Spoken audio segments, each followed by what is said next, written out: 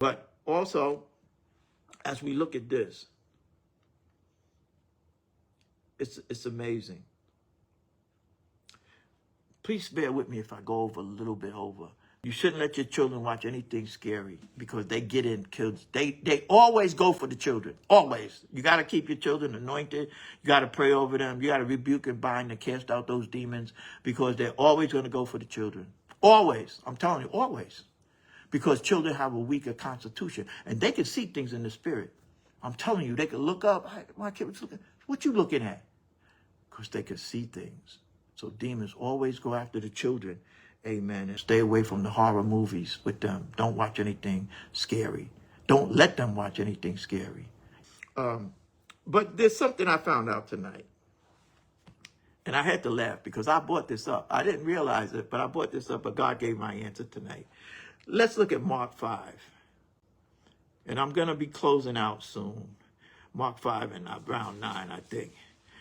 Then he asked him, "What is your name?" And he answered, saying, "My name is Legion." Now, Legion is a military Roman term, usually from 3,000 to 6,000 members. So 6,000 soldiers. There's 6,000 soldiers. So he said, "What's his name?" "Legion, for we are many." So in other words, this one man had like 6,000 demons in him. Imagine that.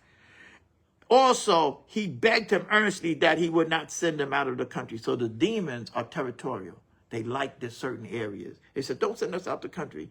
Now, a large herd of swine, Mark 5 and 11, there was near the mountain. So the demons begged him, saying, "Send us to the swine, that we might enter them." And at once Jesus gave them permission. In other words, Jesus said, go.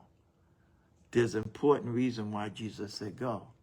He didn't rebuke them out of the body, because if they put up a fight, 6,000 demons would probably tear the man apart and kill him. So Jesus, in his infinite wisdom, had compassion on the man to allow the demons just to leave on their own. No resistance. Look at God.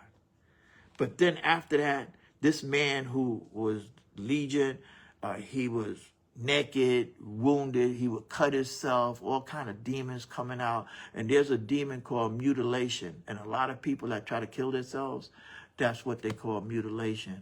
Where I used to see them cut their wrists with razors and everything. When I was in the mental institution, the Lord allowed me to go up in there, to fulfill ministry. Sometimes God puts you through stuff you think it's the devil, but God allow you to go places because he needs somebody like you to go in there and bring some people out.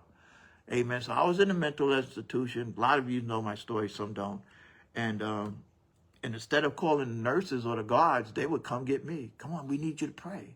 I had Satanists, and I still got letters from these people that gave their lives to the Lord when I was in a mental institution. So long story short, God will have you in a situation where you'll have to prevail as a ministry of his.